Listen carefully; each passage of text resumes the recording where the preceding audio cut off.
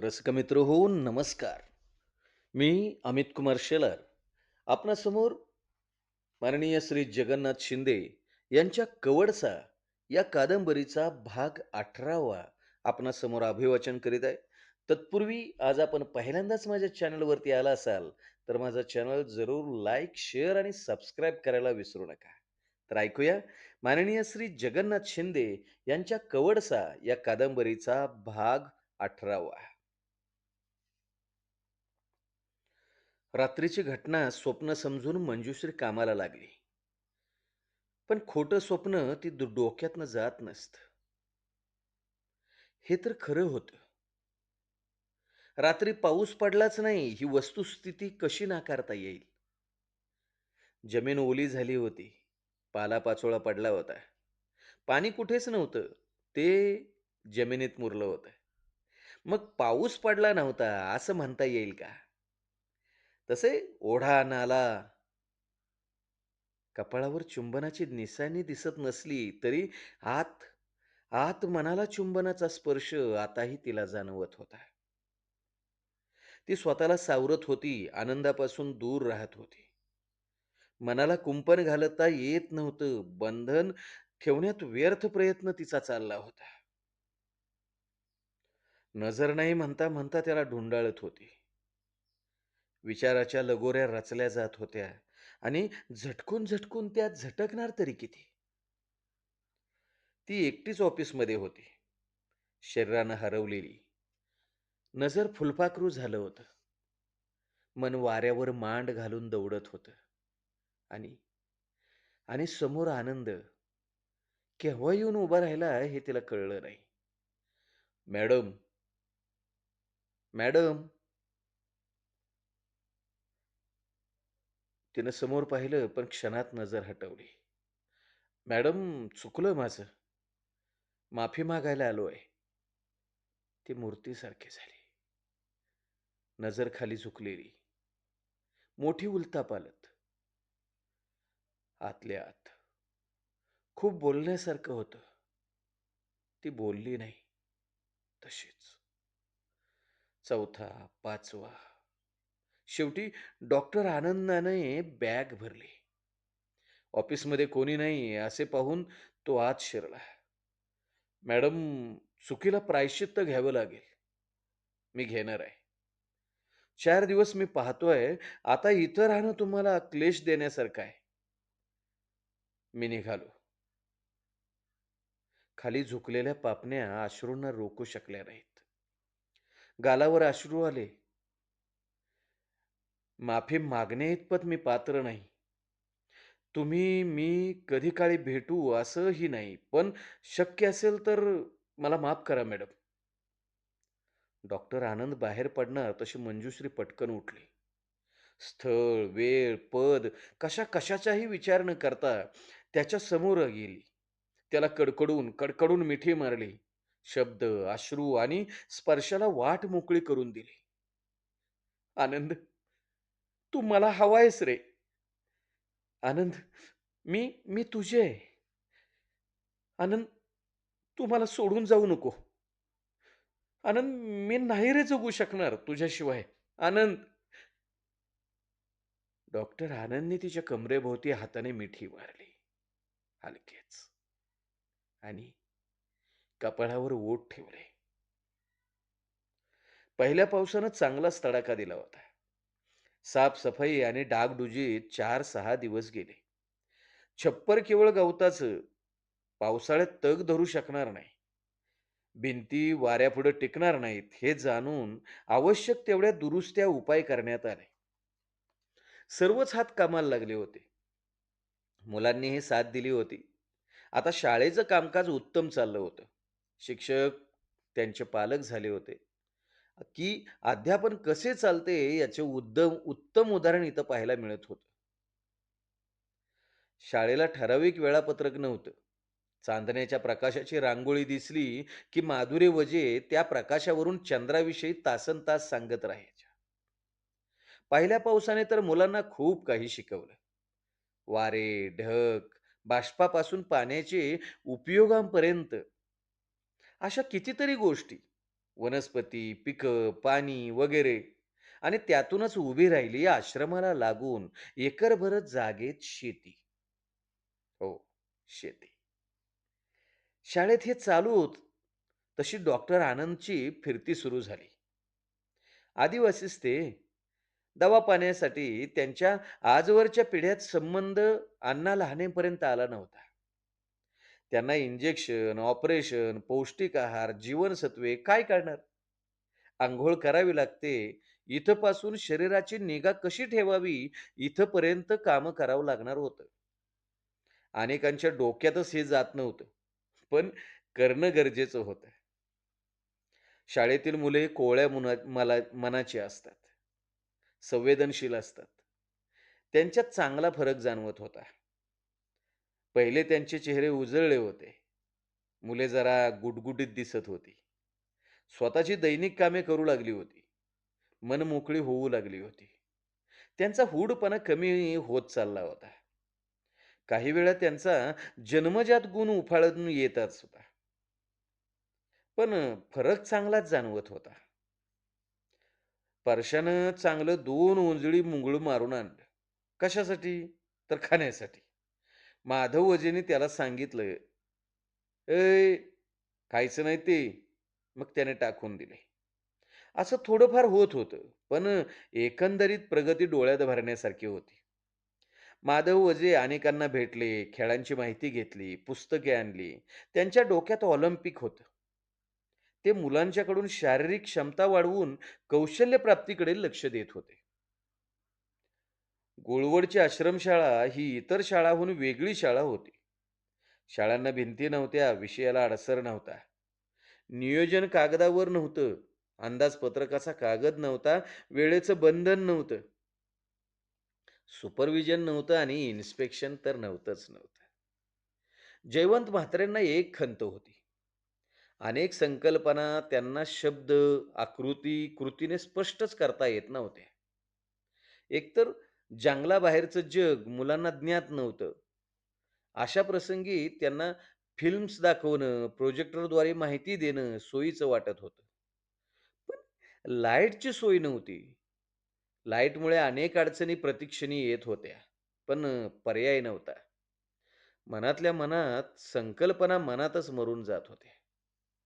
म्हात्रे गुरुजी मंजुश्रीला बोललेच, "मॅडम, फक्त वीज आली तर आपल्या कित्येक गोष्टी सफल होतील बरं का मॅडम." "अहो सर, पण ते कसं शक्य आहे?" "मॅडम, प्रयत्न करायला काय हरकत आहे?" "ठीक आहे. आपण परखनला वीज मंडळाच्या कार्यालयात जाऊन येऊया." 2 दिवसात ते महाराष्ट्र राज्य वीज वितरण कंपनी परवनच्या कार्यालयासमोर आले. त्यांनी नवसरे साहेबांना प्रस्ताव सांगितला आणि प्रस्ताव ऐकून नवसरे साहेबांच्या कपाळाला आठ्या पडल्या. "मॅडम, लोड शेडिंगमुळं शहरात लोक हैराण झाले. अहो, तासभर वीज गेली तर लोक लाखोली वाहतात. तुम्हाला वीज कुठून देऊ?" "साहेब, तासभर वीज गेली तर लोक हैराण होतात. आणि तिकडं वीज म्हणजे काय हेच त्या जनतेला माहीत नाही. त्यांना तुम्ही तसंच अंधारात ठेवणार आहात का?" "साहेब गप."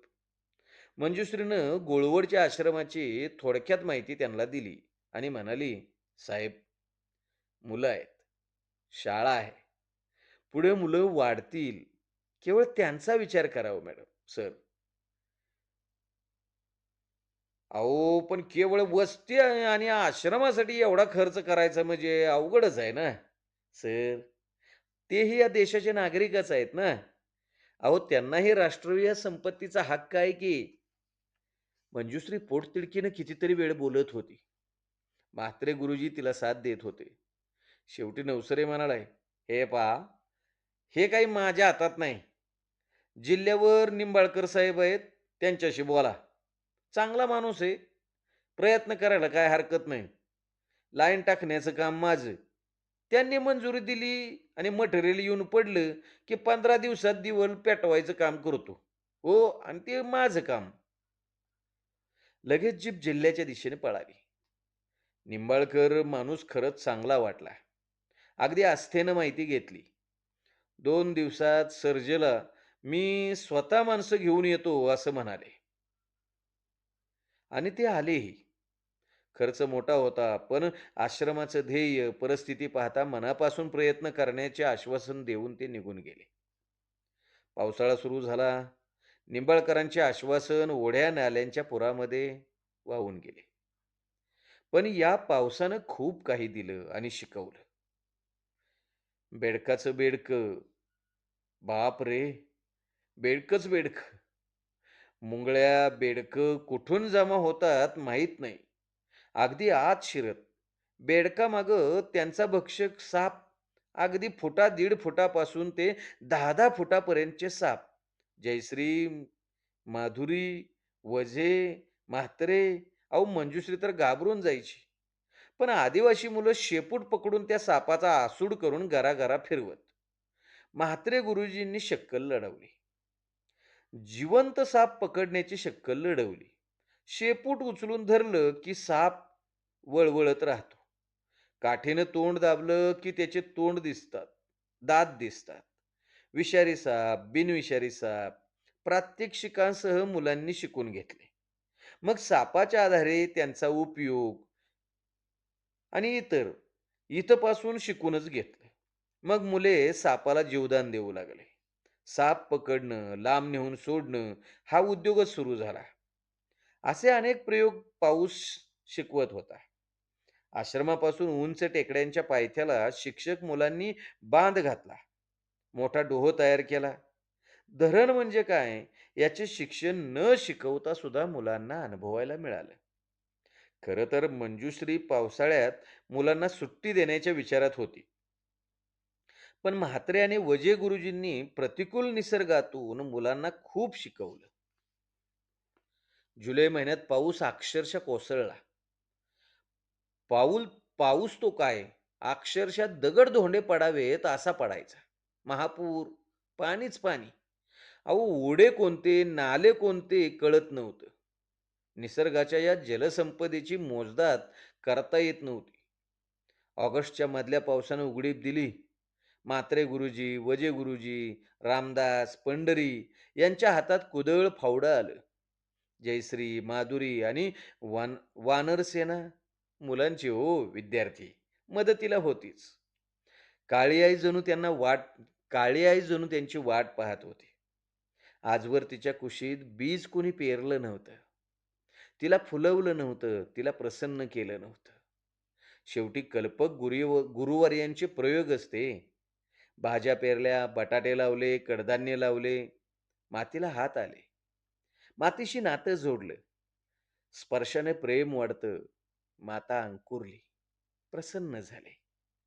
भूमीमधून सोनं डोकावलं. पाहता पाहता ते तरारलं. आता वर्गखोल्या बंद. मुलं, मास्तर बांधावर. हाताला काम, अंगात घाम, डोळ्यात आनंद आणि स्वप्नांचे मनोरे. शेत फुललं. तसे रानदोस्तांची येजा वाढली. लुसलुशीत गव्हाला ससे लागले. हरणांचे कळप सूर्यास्ताची वाट पाहायला लागले. हरणासाठी वाघ सिंह दबा धरू लागले आणि हे सारं पाहण्याचा योग मुलांना आला. जगातील ही उघड्यावरची पहिली शाळा असावी, की जिथं पुस्तकांच्या शिवाय अनुभवातून मुलं शिकत होती. जिभेची हौस भागवू लागली. चवदार अन्नपदार्थ मिळू लागले. मुलांचे रंग उजळले. अन्नदात्रीची किमया जिथं तिथं दिसू लागली. एक दिवशी ट्रक आश्रमावर आले. लोखंडी खांब पडले.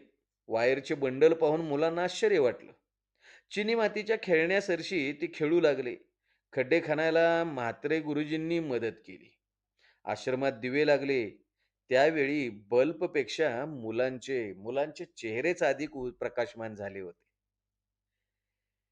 आता रस्ता आला. विकासाला वाट मिळाली. वीज आली. विकासाला गती आली. थेट जगाशी संपर्क आला. दूरदर्शन, इंटरनेट, कम्प्युटर या सुविधा सेवेला हजर होऊ लागल्या. आश्रमात आल्या.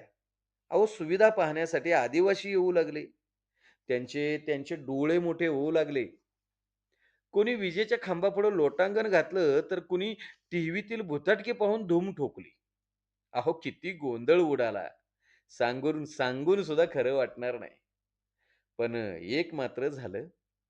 नव्या वर्षाच्या सुरुवातीला आश्रमात दाखल झाल्या मुलांचा पट आता 32 झाला होता.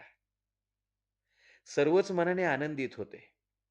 हातापायाला गती आली होती. जीवन शिक्षण सुरू झालं होतं. आरोग्याकडे डॉक्टर आनंद जातीनं लक्ष देत होते. त्यांची फिरती चालू होती. पण आठवड्यातील 4 दिवस ते आश्रमातच असत. छोटा दवाखाना त्यांनी सुरू केला होता. फुकट तपासणी, फुकट औषध-पाणी, पैसा पैसा पाहिलाच नव्हता. त्यांच्याकडे तो असण्याचा प्रश्नच नव्हता. घेणारा नव्हता आणि देणाराही नव्हता. केवळ केवळ सेवा चालू होती. मंजुश्री डॉक्टर आनंदचे आता प्रेमसंबंध चांगल्या प्रकारे जुळले होते. विशेषतः ही बाब आवडायच्या ध्यानी प्रथम आली. त्यानंतर जयश्री माधुरीने अंदाज बांधला. अशा गोष्टी स्त्रियांना लवकर समजतात आणि मग तोंडातोंडी पुरुषाच्या कानाला जातात. पण यात कुणालाही काहीही उगं वाटावं असं वाटलं नव्हतं. वाटण्याचं कारणही पण नव्हतं. श्रीधर पुन्हा कधी आश्रमावर आला नव्हता आणि येण्याची शक्यता पण नव्हती. आता सर्वांचं लक्ष होतं ते मंजुश्री आणि डॉक्टर आनंदच्या लग्नविधीवर. एके दिवशी भाऊ आणि त्यांची पत्नी आश्रमावर आले. सर्वांना वाटलं डॉक्टर आनंदला भेटण्यासाठी आई-वडील आले आहेत. पण वेगळाच विषय घेऊन ते आले होते. आनंदला भेटण्यापूर्वी ते थेट ऑफिसमध्ये शिरले. "मॅडम, आनंदच्या लग्नासंदर्भात आम्ही अचानक आलो आहोत." मंजुश्रीच्या काळजात चर्र झालं. मुलगा मोठा झाला, डॉक्टर झाला. आता व्यवसाय करतोय हे तर तुम्हाला माहीतच आहे. मंजुश्री धडधडत्या काळजाने ऐकत होती. अहो, मी काय बोलका, मोकळ्या मनाचा. म्हटलं तुमच्याशी बोलावं म्हणून आलो. बरोबर ना? तुम्हाला काय वाटलं? करतोय ते बरोबर आहे ना? आता मी ते ठरवणार कशी? मग कशासाठी पायपीट केली? बोला ना. अहो, लग्न करूया ना आनंदचं. तुमच्या मनात असेल तसं. आमचं आहे. आमचे आहे हो, आमचे आहे. आता मुलीचं पाहिलं पाहिजे ना. मुलगी काय? कोणीही तयार होईल. हं. ती तुम्ही सांगायची आवश्यकता आहे का? डॉक्टर आहे. बाप म्हणून बोलतोय. असं नाही. मुलगा देखणा आहे. खोटं आहे का? नव्हे. खोटं आहे का? नाही, नाही. अजिबात खोटं नाही. तुम्ही निर्वाळा दिला. मग तर काय कामच फत्ते. मग आजच आनंदला घेऊन जा तू. अ, घेऊन जाता? तिचा हातपाय थरथरायला लागला. "अहो, लग्न करायचं म्हणजे तयारी करायला नको का? अहो, निघालं पाहिजे आम्हाला." मंजुश्री गप्प झाली. काही बोलावं ते तिला सुचेना. "मॅडम, लग्न म्हटल्यावर घाई आलीच की. हं? बोलवा ना त्याला." "तुम्ही डॉक्टर आनंदशी या विषयावर बोलला आहात?" "आता घ्या. त्यात काय बोलायचंय? अहो, मी बाप, ही आई. आमच्या शब्दाबाहेर जाणार आहे का त्यो? हं, एक खादीचा ड्रेस, सलवार कुर्ता, वर टोपी, मुलीला साधी साडी, मंगळसूत्र बस. लय काही खर्च करायचं नाही." मंजुश्री आतून पुरती फुटली होती. तिच्या हृदयाची धडधड वाढली होती.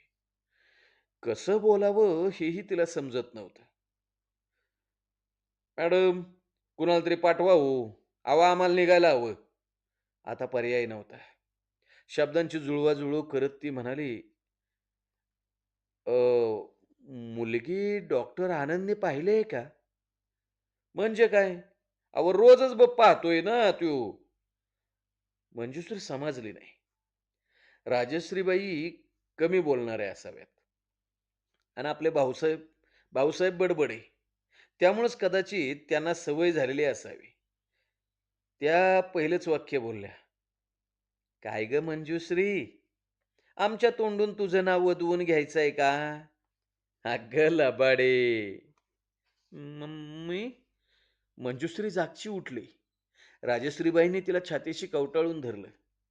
हा भेटीगाठीचा पूर ओसरला आणि भाऊ बोलू लागले, "मॅडम, पक्षाच्या कार्यालयातच मी तुम्हाला सून म्हणून पसंत केलं होतं. अहो, कल्पनेचे मनोरे, बंगले, तू म्हणशील ते मी बांधून घेतले होते. पण तू पळालीस. अहो, बुरुंज कोसळला. पुन्हा भेटलीस. अहो, परत बांधकाम सुरू झालं. मग मनाशी बोललो. म्हणजे मग आनंदशी बोललो. म्हणजे ते तयार झाले. अहो, एका पायावर उड्या मारल्या त्यानं. मंजुश्री थोडा वेळ शांत झाली. मग म्हणाली, "आनंदनी माझ्याबद्दल सर्व सांगितलंय ना?" "हो, सांगितलंय की मोबाईलवरनं." "अहो, आम्हाला फरक नाही मॅडम. आता लग्न माझ्या पद्धतीनं. लग्न इथं आश्रमातच करायचं." "आश्रमात? पण इथं सोयी?" "अहो, तुमची मुलं, शिक्षक आणि 5-25 आदिवासी, एक ब्राह्मण, बाकी आम्ही केवळ दोघं. सारा खर्च माझा. तो कितीचा असणार आहे? हं? 1000-2000 पोशाख माझे, मुलांपासून सर्वांचे. आणखी काय?" मी काय बोलणार? "आणि हो, आश्रमाला 5,00,000ची देणगी." "आश्रमाला? म्हणजे तुमच्या संसाराला?" "अहो, आश्रम हाच तुमचा संसार आहे ना."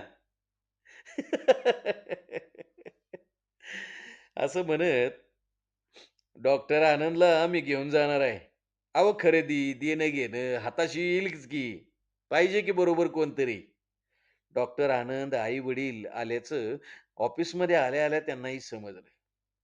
ही बातमी आवडायलाही कळाली. आवडाई पुरी हवेतच उडाली. ती काय बरळत होती ते तिलाही कळत नव्हतं. अत्यानंदाचा ताप तिला झाला होता. "सोनं आहे हो माझं कुकरू. नीट सांभाळायचं. हं, काळीज आहे माझं ते. आई नाही मी तिची. आई-बाप, बहन सारं, सारं मीच आहे.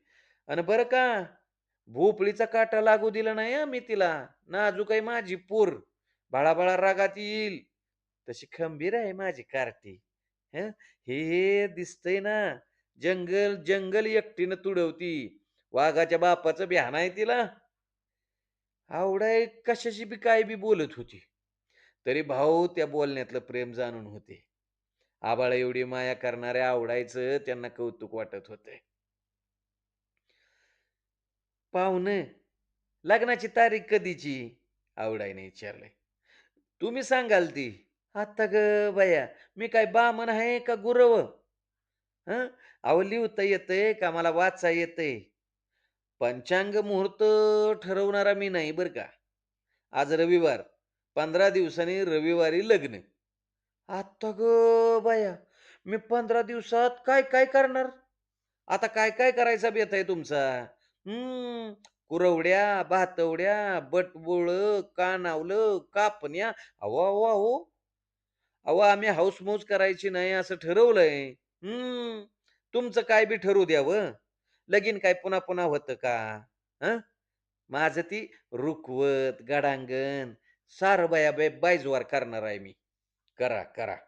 अगदी बाईजवार करा. हां?" डॉक्टर आनंद आई-वडिलांच्या बरोबर गेला.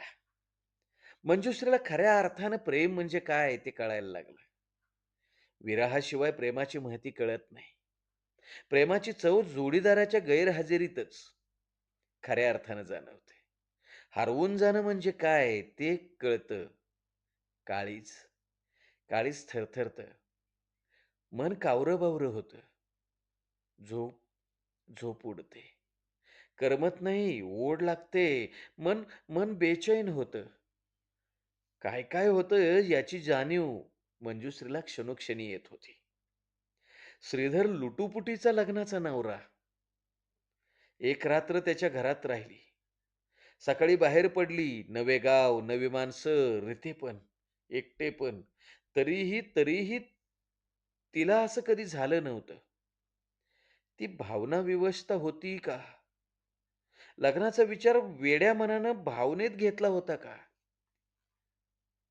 तारुण्यात तारुण्यात फक्त काउंटर सांभाळणं, कल्पनांचं आकाश कल्पनांचं आकाश मोकळं असतं का? भव्य-दिव्य करण्याची उर्मी असते. त्या उर्मीचा महापुरात ती वाहून गेली होती का? श्रीधरचं तिच्यापुढं आदर्श तरुण होता का? आदर्शाच्या कल्पना कोवळ्या मनात चौकट होऊन बसल्या होत्या का? सर्वांगाचा तिनं विचार केला. वेळ मिळाला नाही की ती त्यावेळी भारावून गेली होती. डॉक्टर आनंद. डॉक्टर आनंद सहवासात आला. त्यानं मोठं स्वप्न दाखवली नाहीत. कृतीने कार्यात सहभागी झाला. शब्दांचे बुडबुडे नाहीत, स्वप्नांचे धबधबे नाहीत. कुठेही उथळपणा नाही, सरळ स्वभाव, सरळ बोलणं, सरळ वागणं, सरळ सगळं. त्याची मोहिनी मंजुश्रीला पडली. आगाऊपणा तर अजिबात नाही. मागं-पुढं नाही. त्या पहिल्या पावसाचा त्याने फायदा घेतला नाही. संधी होती.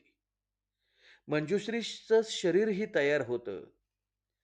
पण त्यानं कुठेही फायदा घेण्याचा प्रयत्न केला नव्हता.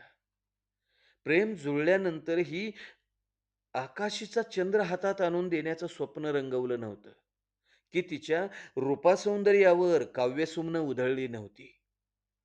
डॉक्टर आनंद शांत, महासागरासारखा शांत होता. तर श्रीधर